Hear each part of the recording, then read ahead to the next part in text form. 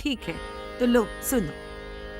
सुनो सुनाऊं एक कहानी बहुत पुरानी। दादी माँ जो हमें सुनाती, युगों युगों की बात बताती। अच्छा, तो फिर तुम ही बताओ कैसे सुनाऊं?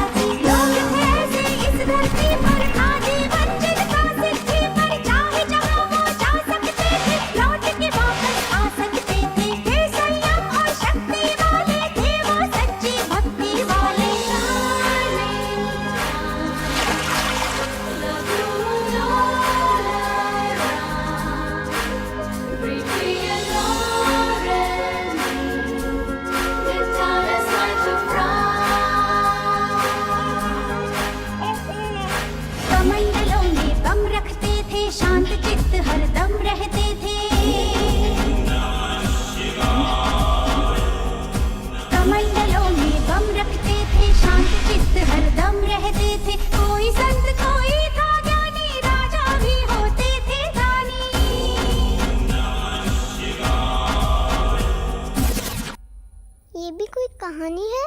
न राजा है न रानी है। Yeah man, what kind of a story is this? No prince, no princess.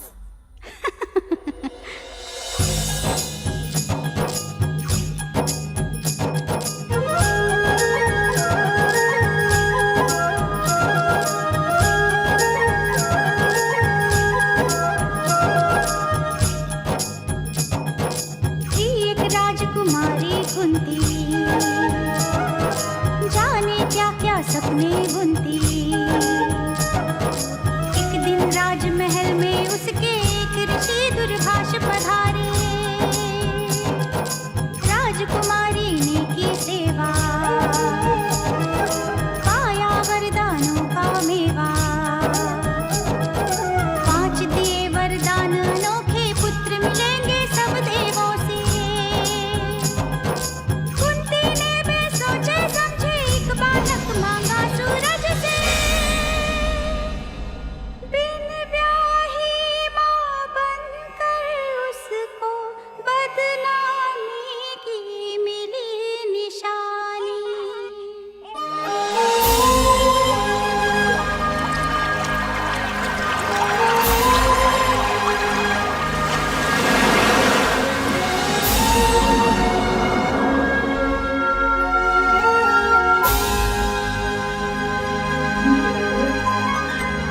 कर्ण हुआ सूरज का बेटा, कुंती ने गंगा को सौंपा। फिर पांडु से ब्याह रचाया, अर्जुन भीम युधिष्ठिर पाया। मंत्र दे दिया फिर माद्री को, जिसके जुड़वा पुत्र हुए 2। Madri was Pandu's second wife. बहुत अच्छे। वो दोनों सहदेव नकुल थे, शस्त्र कला में बड़े अतुल थे। पांडु के थे 5 पांडव, धृतराष्ट्र के 100 थे कौरव। रुको रुको रुको, मुझे कुछ समझ में नहीं आ रहा है, इतना कंफ्यूजन। अरे बुद्धू, कुछ समझता नहीं। रुक, मैं समझाती हूँ। एक थे राजा पांडु। उनकी थी 2 पत्नियां। एक थी कुंती, एक थी माद्री।